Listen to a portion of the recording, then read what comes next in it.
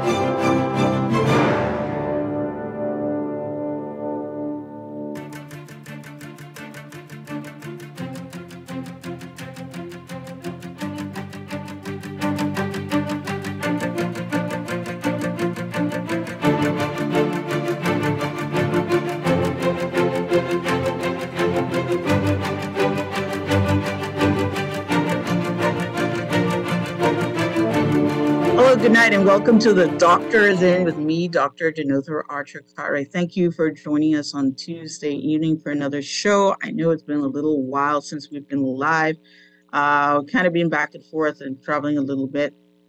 So I'm glad to be back here with everybody for another live show here on Guardian Radio 96.9.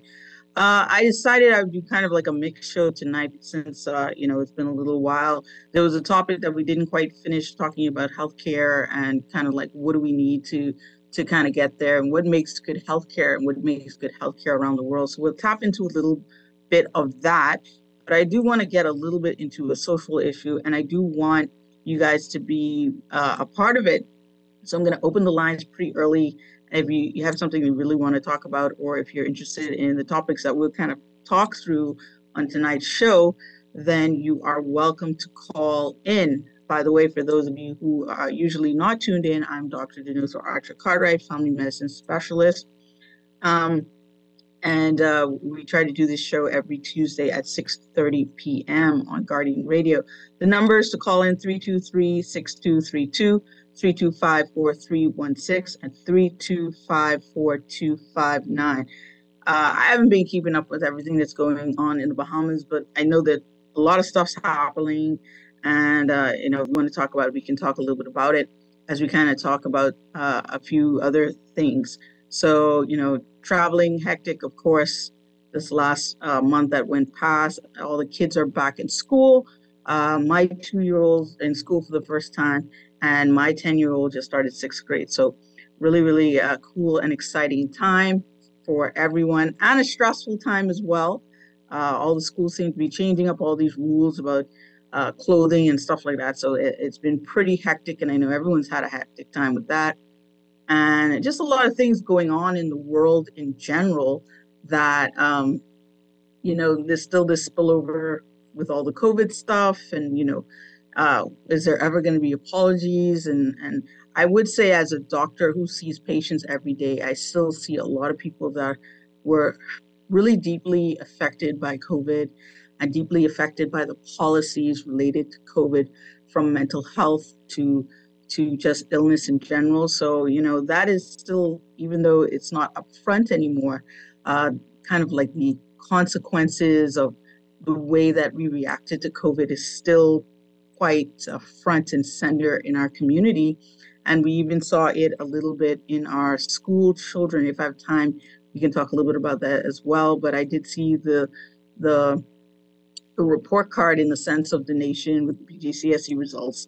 And, I'm not that I didn't expect it, but I'm kind of disappointed in a sense because I really think, as a growing nation, education is so, so important. And we need to find ways to overcome those challenges, which partly created by our own, I guess, leaders in a sense.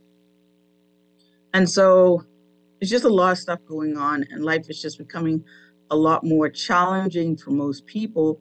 And so we're going to talk a little bit about that, and then we'll tap into what does it require to have a good healthcare system.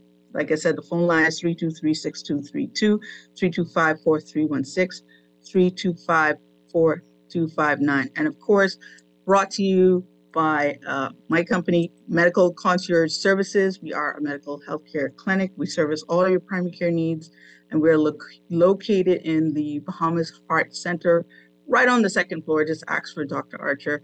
Our team is there to serve you with all your primary care needs, as well as home care.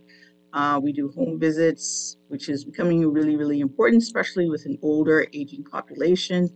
We're going into also some transport, disability transport. So if you're in the need for those types of services, you can give us a call, 326-1521, and our WhatsApp line. I will say that right at the end. You can check out our Facebook page. We're also on Instagram, medical_concierge_services, and our website, mcsfamilymedicine.com. I want to play a song because I think one of the biggest things, and you would know that earlier on when I was quite vocal before I was just doing kind of healthcare on radio, I was vocal on a lot of topics, and taxes were always a big thing. The banking system, the way that they tax us. I've always had a great issue with this form of governance where, you try to kind of suck as much as you can from the population. Yes, we need some taxes to make sure that the machine is running, but I'm not a big proponent of big government. And so I believe in smaller government, less taxes. And we're really feeling the brunt of that, I feel, right now, because it seems like fees and taxes are popping up everywhere and people are being squeezed by that. On top of that, there is the inflation. The cost of living is just high. And I thank God that, I'm in a good position, but I look at the everyday cost of just doing basic things such as buying food, gas, and I realized that across the board that there really could be a struggle. And the thing about it is, if you look up north, Americans are feeling a lot of the things that we're feeling, and they're going through a time where, they went from being energy secure and now being very dependent on, getting oil and gas and those types of things. So a lot of their policies within the last few years have also kind of caused them to be in an uncomfortable, it's not just from COVID, but just their way of dealing with energy and a lot of other things. And so I want to play a song and kind of go over the lyrics because this song is really, really trending in America right now. And I think some of it also reflects us because we go through a lot of similar things as us.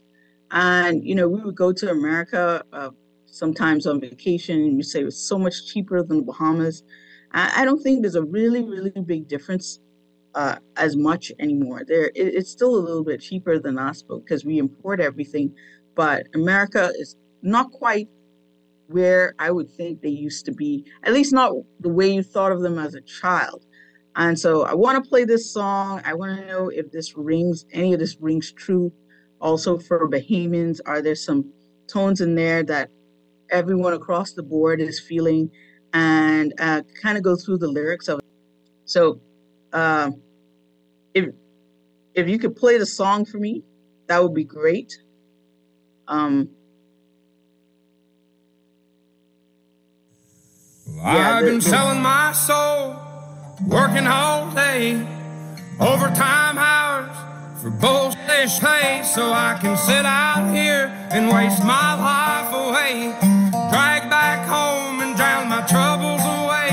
It's a damn shame what the world's gotten to for people like me, people like you. Wish I could just wake up and it not be true, but it is.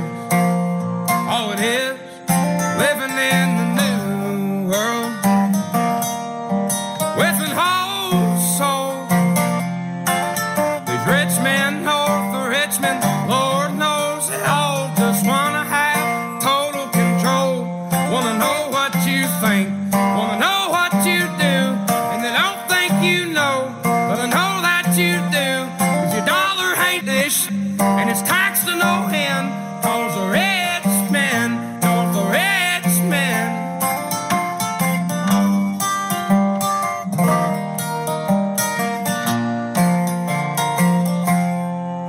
politicians look out for miners, and not just miners on an island somewhere. Lord, we got folks in the street, ain't got nothing to eat, and the obese milking welfare.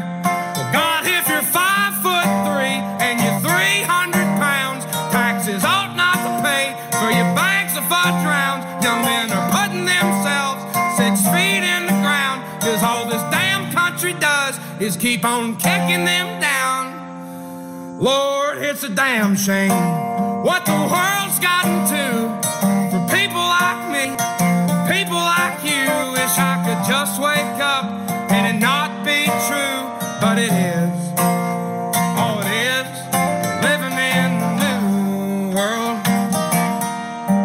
with an whole soul. These rich men north of Richmond, Lord knows they all just wanna have total control.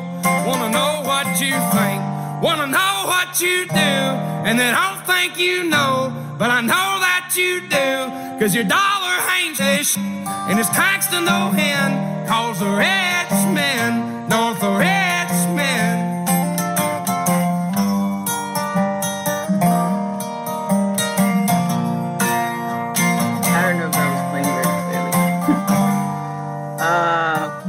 But yeah, this song has kind of gone viral in the United States. It's a very simple song, but I think it speaks to what a lot of average Americans are feeling right now in a world where there's a lot of, I guess, inequality in the sense, but not the way that, they broadcast.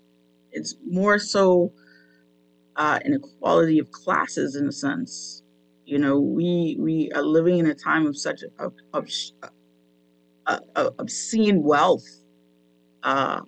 And for the first time in a while, it's quite a great divide. There was like this gaping middle class that kind of kept us all balanced. Most people fit into there, and then there were some people who were richer and some people who were poor. But we're kind of slipping into this age where there's extreme haves and extreme have-nots. And this is kind of what the song is about, whilst talking about the social ills that are going on that we seem to be not paying attention to. So the first verse of the song, he says, I've been selling my soul, working all day, overtime hours for bull pay, so I can sit out here and waste my life, drive back home and drown my troubles away. And a lot of people live their life like this. They just, they're working just to kind of get through, hopefully pay their bills. And a lot of people drown their sorrows in, bad behaviors and addictions and different things like that. So this is something that a lot of people deal with daily. The next part of the song, he says, it's a damn shame what the world's gotten to for people like me and people like you. Wish I could just wake up and it not be true, but it is. Oh, it is. He's talking about living in the new world with an old soul. These rich men north of Richmond, Lord knows they all just want to have total control. Want to know what you think, want to know what you do, And they don't think you know, but I know that you do, because your dollar ain't, and it's taxed to no end because of rich men north of Richmond.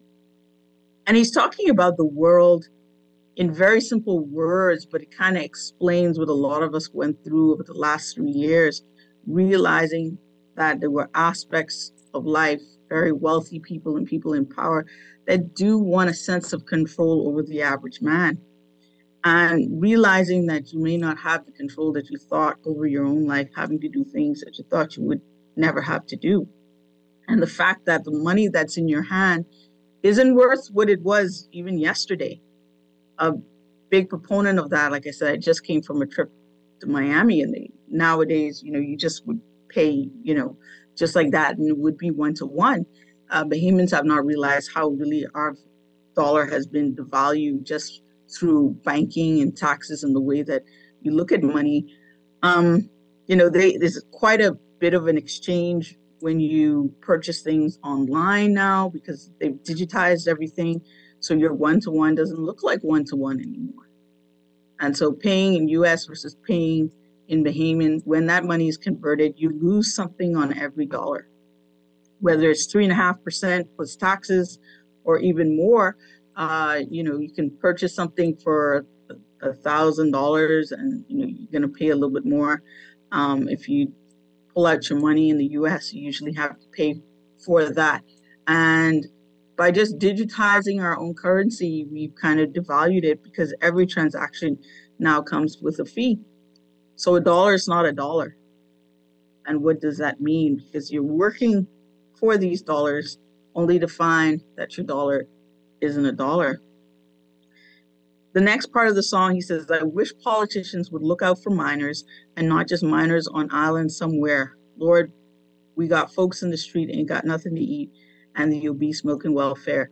And he's kind of making an analogy, or a pull on words on, we talked about the movie that talked about human trafficking, especially on children, and he's kind of pulling on the fact that when it really counts, do we have people in authority that are looking out for the children, that are looking out for the most vulnerable amongst us?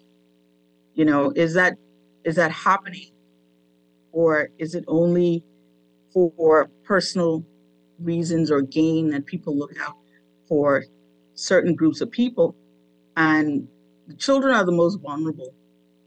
And whether we're talking education, healthcare, safety,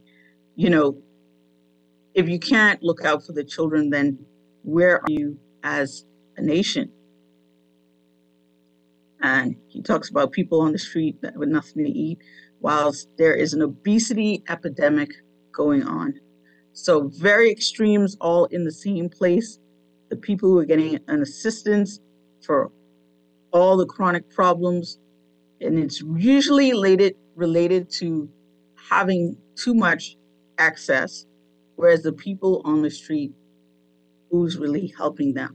Very, very thoughtful song, simple words, but very, very thoughtful, right? So he does talk about the healthcare epidemic in the song, about being over 300 pounds. And, in the United States, there's welfare and there's a lot of healthcare taxes, stuff like that go into that. So talking about that in his own country. And we see even our own selves as Bahamians, how we have really had the opportunity to indulge so much that our population suffers from a lot of chronic diseases, which are, most of these diseases are environmental, what we do to ourselves, our eating habits and the things that we do. So I thought that was very interesting that he pulled out so many different aspects of our ills in society in this one simple song. He goes on to say it's a damn shame that what the world's gotten to for people like me and people like you. Wish I could just wake up and it not be true. And so he's talking about the average guy, just like walking down the street. Like, what does it mean for us, and how has the world changed for us? And he talks about living in the new world. He says that again, living in the new world with an old soul. These rich men north of Richmond. Lord knows they all just want to have total control, want to know what you think, want to know what you do, and they don't think you know, but I know that you do. Because your dollar ain't, and it's taxed to no end, because rich men north of Richmond. And he ends again, I've been selling my soul, working all day, overtime hours for shit pay. That's how he ends his song. And so, I've been listening to that, and I know it's kind of a country song. Many people may not like country as much, but it is trending. And I heard it when it first came out.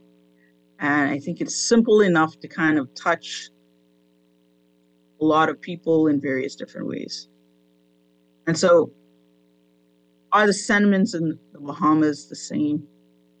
Do we feel like in this new world, it's just difficult for the average man?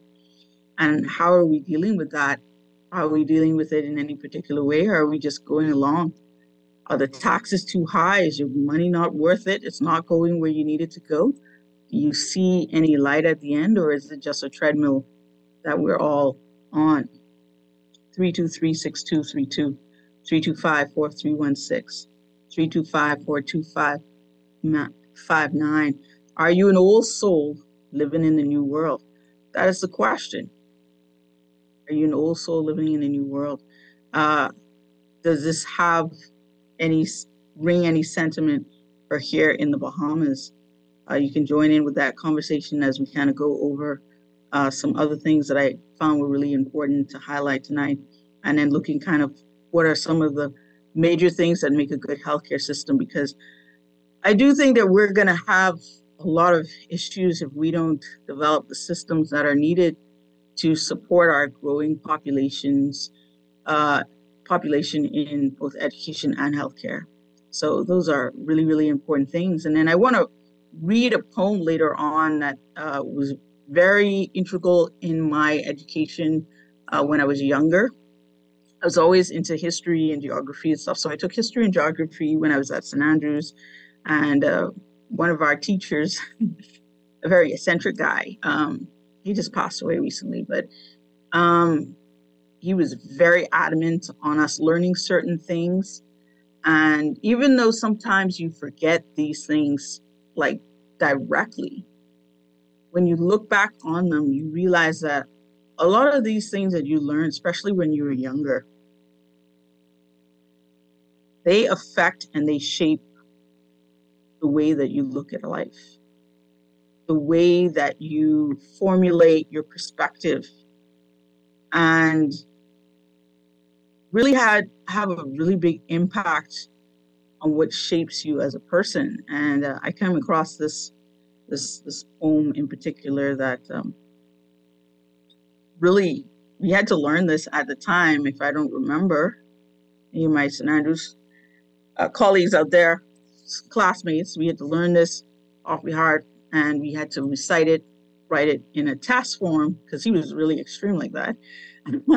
And so, I always kind of remember this poem in a sense, not always off by heart, but definitely remember it in a sense. So I'm going to talk a little bit about what makes a good healthcare system as we go along. But I do hope that you guys can join in with your thoughts about what we talked about first-handed. And then before the end of the show, I really want to read this poem because I think it really speaks to how to live your life. As things get kind of crazy and tumultuous in this world, we really do need to have some type of game plan. So I like guidelines to life. So I think the Bible, I'm a spiritual person. The Bible is a really good guideline to life. It tells you how to live, how to eat, how to drink, how to everything. So that's my number one thing. But there are other things that are very impactful in the way that you shape or look at life, right? So that's one of those things, and I want to get into that. So found a really great article that I thought summed up a lot of the things that I was thinking about. It's called A Quick Guide to Quality Improvement in Healthcare, right? And so we'll go through some of these things. And if you want to jump in, if you have some thoughts on what we talked about, or you have something else that you really think is important to the Bahamas at large or to healthcare at large, please feel free to call in 323-6232, 325-4316, 325-4259. Okay, so what is quality improvements in healthcare? Very big thing, because we're struggling in healthcare, and from what I've seen and what I've heard, I don't think we're heading in the right direction as a national, as a nation in terms of healthcare. You know, there are some things that we are doing right. There are some things that we could be doing better. But what does that mean? What is our goal? What are we looking for in terms of really good healthcare? So I thought some of the points that I saw here really kind of summed up what that all means. So according to the National Academy of Medicine, quality in healthcare refers to the effectiveness of health services in helping individuals and populations achieve their desired health outcomes, as well as the extent to which healthcare institutions remain current on the latest professional standards of care. So what does that mean? Quality healthcare means that you're achieving the goals that you set for yourself, that you set for your country. So what are our country's goals on healthcare? Generally or specifically, do we have healthcare goals? I think with healthcare, especially going through a pandemic, healthcare should be one of the number one things as our priority. So we should have national healthcare goals that everybody is aware of.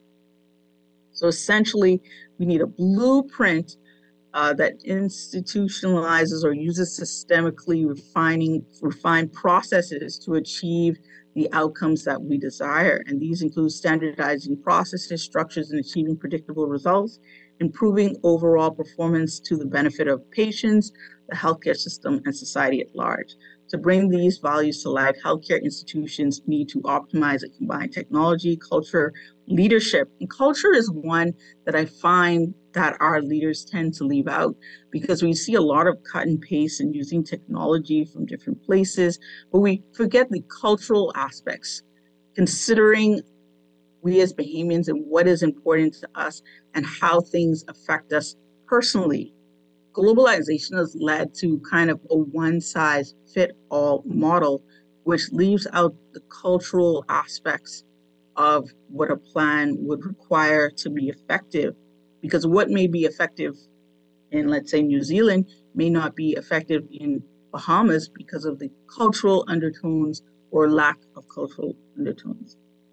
Leadership is extremely important. So who is leading the ship, as well as physical and human capital? So what are the goals of quality improvements in healthcare? The Institute of Medicine published 6 aims for improving healthcare quality, which provides a framework for healthcare providers and provides a breakdown and explanation of what this is. So what should we be looking for? What do we need in our healthcare system? Number 1 on that list is safe healthcare. It's given that any healthcare environment should be safe for all patients. This includes focusing as much as possible on the care that is being delivered by frontline staff. One area where safety can often be compromised is in the handoff process, such as transferring patients between departments, those types of things. And this also includes shifts and changeovers and communication. So communication is very, very important. Safety of care is an extremely important thing. And there's been a lot of questions about safety and care, especially in our tertiary systems. So that's something that we really need to look at. What external factors could be involved in that, including patients, families, and loved ones. Communication also becomes an issue there. And a lot of times things are problematic because of lack of communication between the healthcare facility, the healthcare workers, and the families, and the patients themselves. So communication is very important for safe healthcare. During ongoing contact between patients and these individuals, nurses are pivotal in that position to maintain patient safety by communicating with families and by overseeing patient-visitor interaction. So the patient-nurse interaction is very important and not to be taken lightly. as well as the doctors. Oh, we have a call. Caller, you're on the air. A pleasant good evening to you, Dr. Archer, first-time caller. Oh, hello. Welcome to the show. I'm enjoying the conversation so far. You know, someone has said that we are in a rat race, and the rats are winning. So do we drop out of the race, or we become rats? You know, I think what is essential for the survival of the next generation, I know it's a hard fix, is we need to start to teach financial literacy within our schools. We need to teach from an early age the value of money. A lot of times, even in some of the poorer households, there's this mentality of spend. You know, eat, drink, and be merry, for tomorrow we die. Or, you know, you only live once, so you don't have to worry, you know, just enjoy your life now. You know, I feel that in educating people, and I've always told people to, you know, get your education, get your degrees, but in the meantime, invest in a trade. Find something that you can do outside of what you're doing. Try get a side hustle or something else, just in case one thing goes down. Like old people say, you don't put all of your eggs in one basket. This world, doctor, this situation ain't gonna get no better. It's not gonna get any better. So we have to find ways in which we can survive. Those persons who have access to a backyard and you know, who have little areas that they can plant things and grow food to cut down on their food, and you know, I encourage them to go ahead and do that. I was listening to the lady from China who was on the ambassador yesterday on Howard's show, and you know, she spoke of the fact that we are a country with 365 days of basically sunshine a year, yet we are still dependent on fossil fuel. And so, I mean, I know the government has lowered the duty on solar panels, but it really need to make it more financially accessible to the average person, so that we can cut down on the high cost of our electricity bill. Because between our utility bills and your rent, you know, and your mortgage, that basically take up for the most part the greater part of your earnings. For those who are on the lower income spectrum, those people who are making their six-figure income, and I mean, and they may have to pay a higher percentage in terms of mortgage, all right? But I'm saying that the government needs to put in more initiatives, and we need to, and you know, sometimes we try to teach our children about savings and about investing in things that would bring them some return, not in clothes and gear and these kind of things that they buy them for 1 week, next week they throw them down. We'll call her before you go on, because I know you're hitting on a lot of really good points. But, you know, I think people are too dependent on the educational system, especially the public educational system, to teach them skills for the entire world, when education is just like a basic foundation for higher education, possibly, and to just navigate certain things. Who in the school would be teaching financial literacy? I don't think that a lot of teachers may even be in that position to do that. So people say that. I just wanted to make that point because people say that a lot. But if you read Rich Dad, Poor Dad, that's what it's called, right? His poor dad, and he wasn't really poor, but he was like a teacher or lecturer. He could never teach his son those things that he did not know, right? He actually learned it from his friend's father, who did not finish school and was a businessman. And so I think with all this information on the internet that we have access to, instead of TikToking, which people are doing, TikToking or whatever like that, you need to do a lot of self-learning and be self-taught, and even push your kids to get into these things, because the average guy doesn't know this stuff, or he wouldn't be where he is. Right. The average teacher is making about $30,000-$40,000 a year, and that's where they're at. And some of them may be doing a lot of things with that, and some of them are just kind of living the same lifestyle where they're just kind of paying bills and going through the motion. So school may not be the place for that. I think we need to start looking outside of the systems that we've been grounded in, because they've been created to create certain things.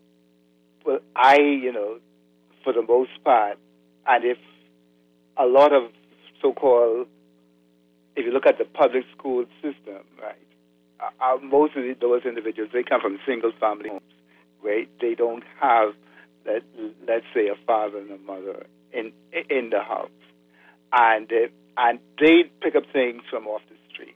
But if you have it as a discipline within the school, because I think it's taught. I listen to Dave Ramsey a whole lot, and the whole thing is that this is something that is part of the curriculum, or they're trying to make it a part of the curriculum in a lot of schools in the States. Okay, to teach, and it's a habit. It's something that we learn from our parents, and some of our parents, they were able to save $1 out of 50 cents. They were able to economize. They were able to make it happen. But it seems like today, they sometimes would go in ASUS, or they would save, because as you said, caller, we're living. Their parents taught that to them.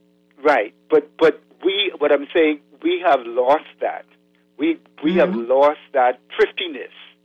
We have lost that.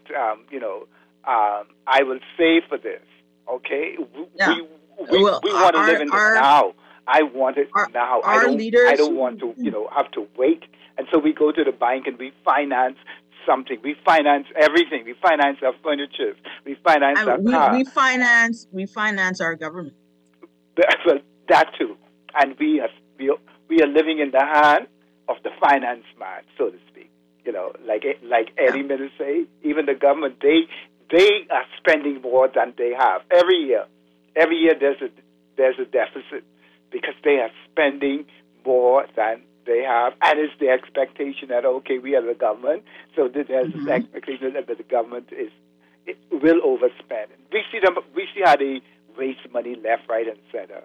And so we are teaching the children finance, because from the top down, right? From the top down, they have a clear example all around them, and from the top down, the humans are all doing the same thing. But not all in the sense of all, but generalized. But from the top down. I would like to say, as I leave, Doctor, Wayne Johnson always say that, I am the CEO of me. Right. You have to create your own economy. You cannot depend on the government or anybody else to make your life for you. If it's to be, it's up to me. And so you have to realize, and you have to teach individuals that this culture of waiting on or depending on the government or depending on this one. What Indian says, I choose not to be a common man. It's my right to be uncommon if I can. I will not depend on the government for any kind, and I can't remember the rest of it. But this whole dependency thing and whatnot. We have to get back into the spirit of creativity, of hustling, and not sitting down and waiting. I look around at all the things, like the guy wrote a song, "Money on the Ground." I look at in some countries where they take like everything they have and they are turning it into resources. All the like the almonds and the coconut bark and things like that. They're turning into charcoal. They're turning into all of these things. We need to get people to think and to use their mind instead of on the telephone 24 hours. to become creative, and we must create a creative environment within the schools, and show these things. So, we are dependent on tourism. Okay, we don't have any really industries that we have here that will be able to sustain us. We saw what happened during the COVID when the tourist dollars wasn't coming in.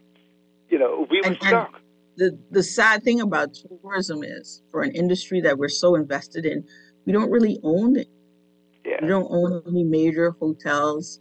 We don't own any cruise ships. Yeah, but We've got one airline company, that's kind of supported by the government. Yeah, that we really haven't even tapped into the tourism market in a substantial way, other than jobs, peripheral jobs. But Doctor, I don't want the government to own it, because the government can't run a candy kitchen. So don't give it to the government to run. No. Give it. It's somebody private investor, or Bahamian or whatnot, and they come in. But if you let the government run something, they can hire their friends, family, their lovers, and look. Right. You know how much hotels we have. I think the government's job is really to create platforms and opportunities and step out of the way. I don't think the government should be invested in controlling a lot of the capitalistic market.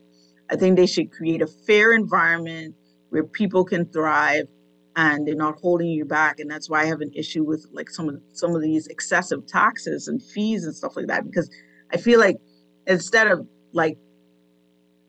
making things easier, there always seems to be more obstacles. When you kind of found out the loophole on how to, not really the loophole, but how to maneuver in the market, here comes something else. Yeah, they come and they throw up something that's they see you trying to make a couple of dollars so they can pull it back on your Airbnb and all kinds of things. And I know we need that the government needs taxes in order to fund itself, right?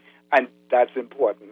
But at the same time, you need to create the environment for Bahamians, among other people, to really thrive.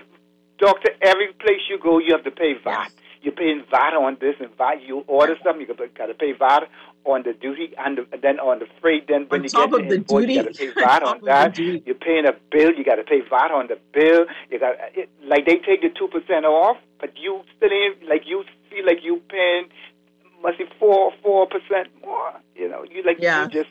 Because they spread it across. Don't worry, they didn't do you any favors. They just said instead of not paying VAT on certain things, you pay VAT on everything. We lowered the amount. If you think about it, you probably are going to pay more, especially the poor.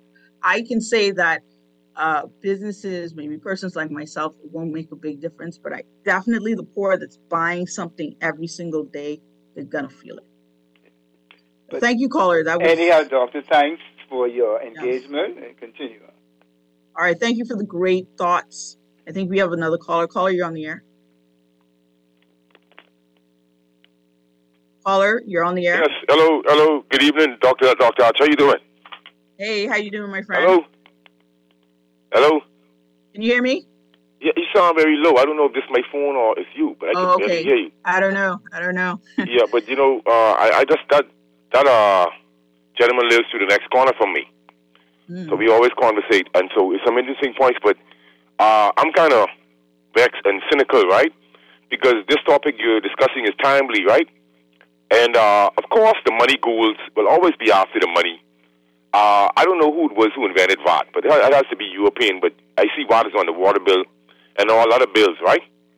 Yes. And so, the thing is, Dr. D, I guess I'm cynical. Education is great, right? But I realized something you said very important, self-educating yourself, right? Mm-hmm. And so you would have a deviant mind. But I was wondering if some people, education won't save us. It really won't. But I'm looking at it as really people taking advantage of the lesser educated people and subterfuging them out of their external reality. Now, I don't know if you read the book Bill Gates' father wrote. I read a slight portion of it because it was saying that his father taught him how to network with rich people, and he had mentioned the Rockefellers, and so Bill Gates had said that, I think him or his father, wherever they turned, the Rockefellers were there, whether it was healthcare, medicine, college fees, college education. Their tentacles were everywhere, right? And so we know what capitalism is, and we know the reason for the pandemic, because we are living it. And we see the narratives coming from the Great Reset, COVID-19 and the Great Reset, the book, right? So I'm looking, something you mentioned too, growing food, and I always talk about growing food up in a parallel society, but I'm not giving up. I'm living up. But I just know the global agenda because I've been following it for so long. And so this is by design. This is nothing new for me.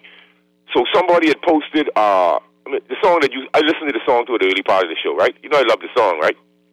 Yes. Because it's realistic. And it's what's going on.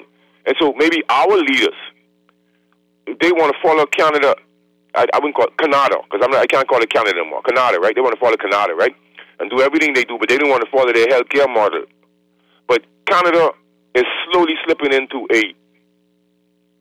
I can't even call it democratic, dystopian nightmare, because democracy to me was always a farce. You see, most people are underread in this realm because democracy was what they knew they had to spread throughout the world in order to implement the New World Order. You had to try to get everybody on one page. So I heard the lady on Howard Grant show, she's coming talking all of this good stuff about China, right? But Dr. D, I can't help it if my mind knows China's agenda. I can't help it, Dr. D. It is not, the globalists know now that they don't need bombs, jeeps, tanks, and soldiers to take over a country. It's Howard called it neo-colonialism, but it's taking over a country by economic stealth or in stealth. You understand what I'm saying, right, Dr. D? Yeah, I blame our leadership because at some point, even though we're a small nation, we have to learn how to play the game where we can get what we need without selling our souls, which means that we have to be a little bit more, hip to the scene, right? So taking a couple of dollars and selling out your future for 50 years, it doesn't make sense. Even the African nations are kind of waking up. Yes, they're taking some things from China, but they're getting much more than we are. Yeah, the reciprocity is greater, right? But, I've been following this for so long. Dr. D, I'm 59 years old. I was always, listen to me. China had copied everything from America. This is by design under the Mao Zedong, right? And what happens is now, with China, American companies were there. So we will find out now that companies are pulling out of China and they're getting into India and other places to avoid this problem with China totalized type governance, right? And so what you see now is not just that. China's having a problem economically, even though they're all but they're hiding it. You're very Dr. D, I respect you, man. And they're hiding it, but also, Dr. D, here are the facts.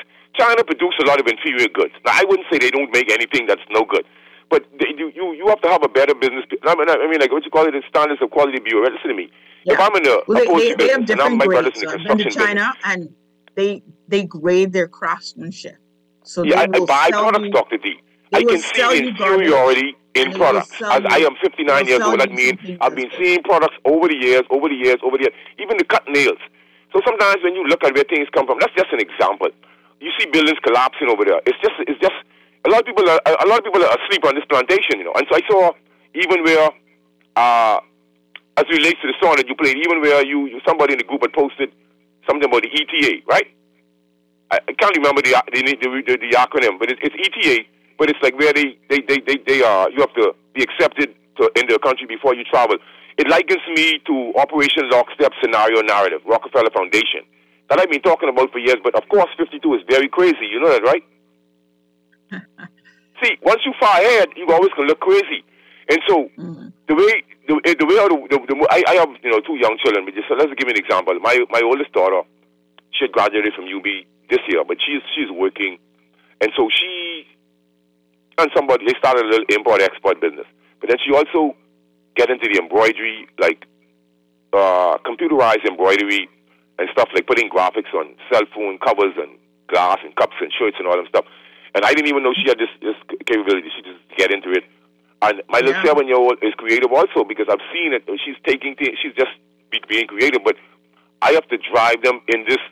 See, a lot of us have forgotten art and craft, which is a form of making money. You understand what I'm saying, Dr. D? You have to be diverse in things, and I agree with you, because at the end of the day, Dr. D, when the globals implement new strategic ways to enslave people, certain jobs will be made obsolete. like I think somebody was saying in the group that they traveled and they didn't, like they're bypassing a lot of human activity, so to speak. You understand what I'm saying? So you have to brace yourself for this dystopian nightmare that is about to come on us. So the whole world, you listening, is not going to turn up their cell phones, and they are not going to turn up their computers. So this panopticon and capital surveillance model is going to be forever, because they're really not interested in people my age who have experienced the analog and the digital. They want me to hurry up, get up for the stage now. Yes, I'm telling you, Dr. D, they don't want us around. So this is what you're seeing. And so by the end of the day, it's like you could imagine if a child was born during the pandemic and that particular model was adhered to for the rest of their lives, they wouldn't really know what freedom is. So it's basically the same thing with you and I living now. We think we are free, but we are not. Just like 200, 300 years ago, people were more free than what we are today. So I'm just trying to remind the public that if they think they are free, then they are foolish, because you're not. And we have to realize that we are not free. And if anyone thinks they are free, that's their business. They could still wallow in their ignorance, and there's nothing I can do for them. But as your rights are being constricted, it wouldn't be saying released. That, like if you give up everything for safety in a certain sense, right? Having things structured in a particular way and controlled by a certain group of people, then you do give up some of your freedom. And that worked for a while comfortably for most of us, because we didn't really see any ill intentions. Democracy was kind of working in a sense. But I think the world, just as the world is a circle, as we move so progressively along, it's a circle. So you end up kind of where you started, which was kind of dictatorial kind of nature of control. Yeah, but doctor, that's apparently we need to I'm always calling and talking foolishness. You see, what I'm saying is, most people don't understand the reason behind technology was to eventually control mankind. Yeah, I can prove it to anybody, but I'm telling you, this Technocracy Incorporated started in the basement of Columbia University. When you delve into Patrick Wood, Technocracy Rising, and the juxtaposing the power grab at Silicon Valley, as they improved the ability to computate and collect data, it was already known that they wanted to collect data and computations, which will end up being algorithms. And so this is all designed to control humanity, monitor the Earth's resources, human beings, consumption, manufacturing dates. You get the picture. And this is what's in the book. This is what I see. This is what I know. So technology, is what I call it. Technology, okay, is being used against mankind. Now, we could say it's being used for good and bad, which is correct. Yes. But what I'm saying is it's eventually has been and is being used to control mankind. So what I hated was people would judge you without dwelling. Dr. D, there's too many rabbit holes to go down then. For somebody like me, but I've been down a lot of rabbit holes. And so our leaders today are nothing but subservient global puppets. On our leadership not to be following a global agenda, a one-size-fit-all model for us as Bahamians. We want something different, and if we don't demand it, then who will? They can't demand anything when they are puppets on the plantation, Dr. D. I'm not cutting you off. What I'm saying is, I posted stuff on the chat. You got 10 seconds. I just got all right. There's some stuff I posted by James Warburg, Rockefeller. One of them is from H.G. Wells. It says that we will achieve the New World Order by consent or conquest. This is from 1939. So how could we? You see, most of us are mindless and bookless. Have a good day, man. Have a good day. Thank you for calling in. We got some comments I just wanted to get through before we that are coming from offline. Good night, Doctor. Our view here at Citizens for a Better Commonwealth of the Bahamas is when any government places taxes on food and medicine, they don't want a healthy and a robust society. Kevin McCarthy just told the EU that it would be a bad idea to impose a 20% worldwide tax. They don't care about us living in tribes. We're much better than this. He goes on to say, to be honest, the Chinese black market is the one that's lower grade. The legit Chinese companies are held at higher standards. Yes, I've been to China, and there's a grading system of the quality of goods, and if whatever you want to get, you can get. China's just a place where whatever you want to get, you can get it for whatever price. And you have to be a savvy business person, and you have to be legitimately looking for what you're looking for. Because if you're not legitimately what you're looking for, their rules of production are a little bit different. That is their culture. They're trying to change that a little bit, but that's basically their culture.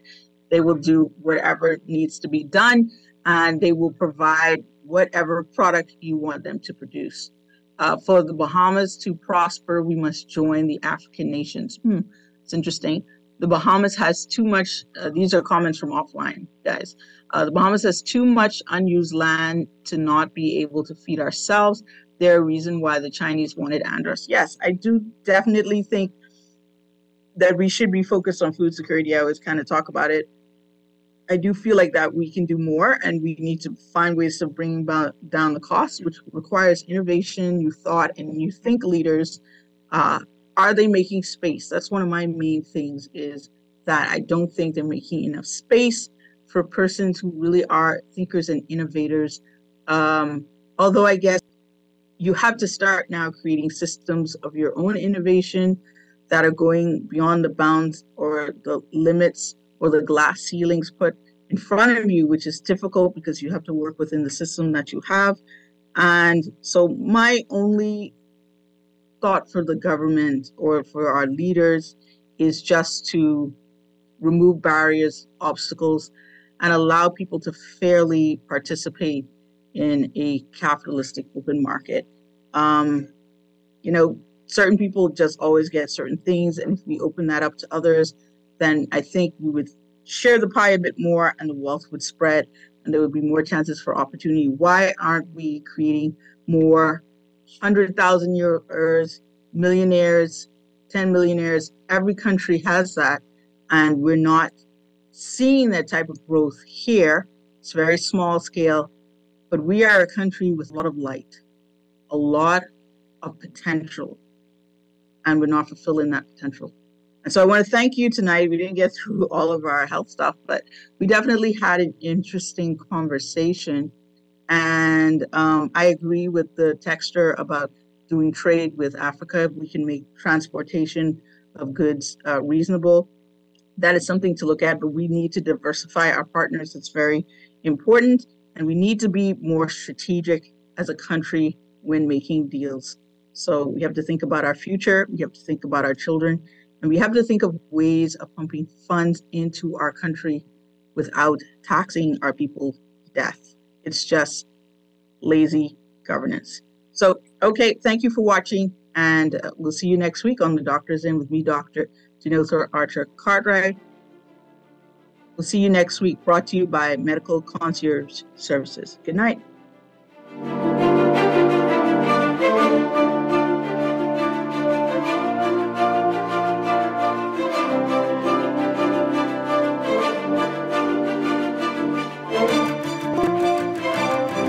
This is Guardian Radio, 96.9 FM, Nassau, Bahamas.